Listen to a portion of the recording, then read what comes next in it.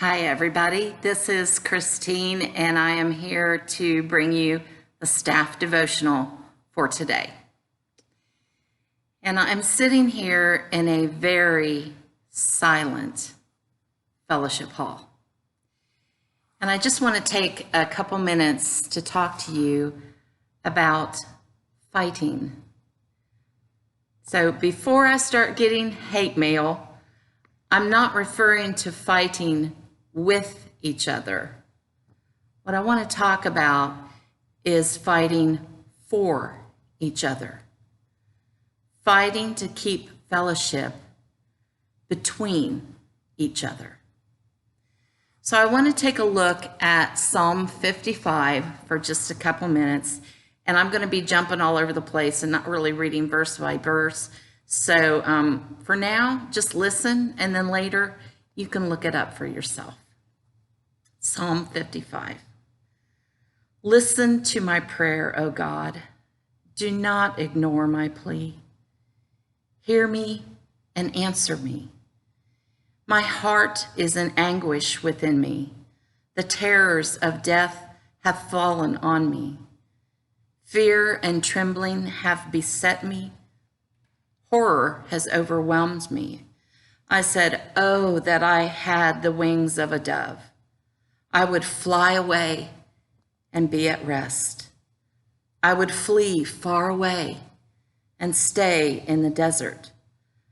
I would hurry to my place of shelter, far from the tempest and storm. Now, as a human and as a member of the AVPC church family, my world has changed dramatically since March, and so has yours.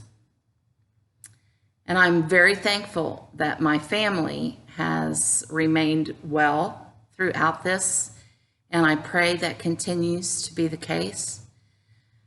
But I cannot say that this virus has not made a profound impact on me, because it has.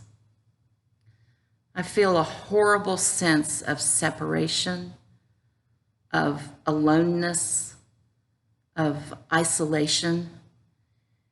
And when I feel that most deeply is early on Sunday mornings, when I am wandering through a deserted building. A building that used to be bursting at the seams with families and friends every Sunday morning. We were used to getting together several times a week.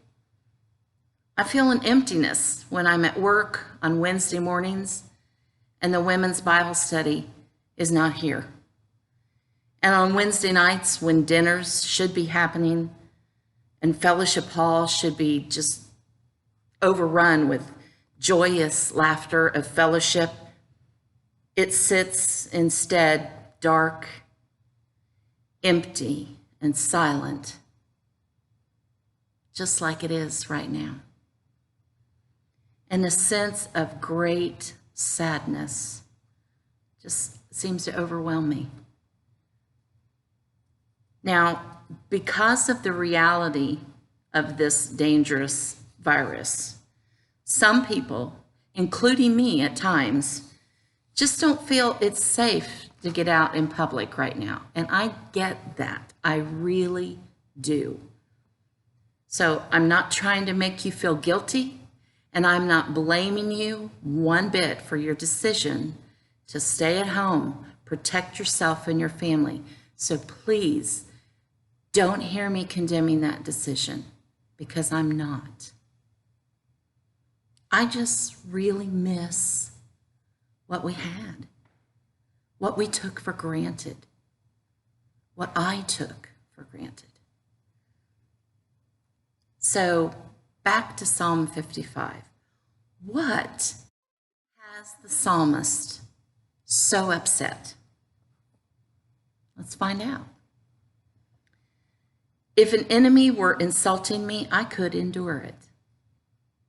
If a foe were rising against me, I could hide.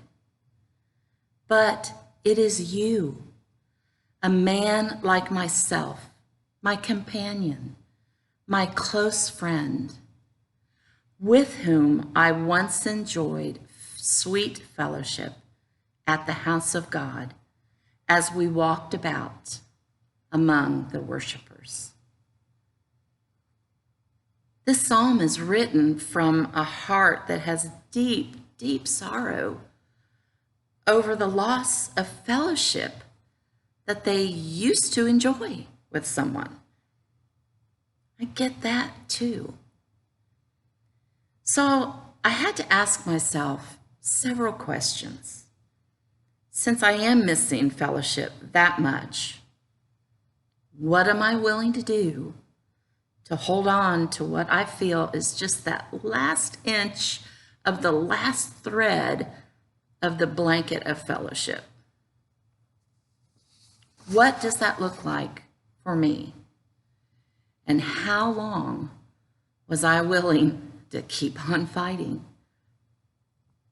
COVID is here, and COVID is kind of not here, and then it's back again, and it's just kind of waning.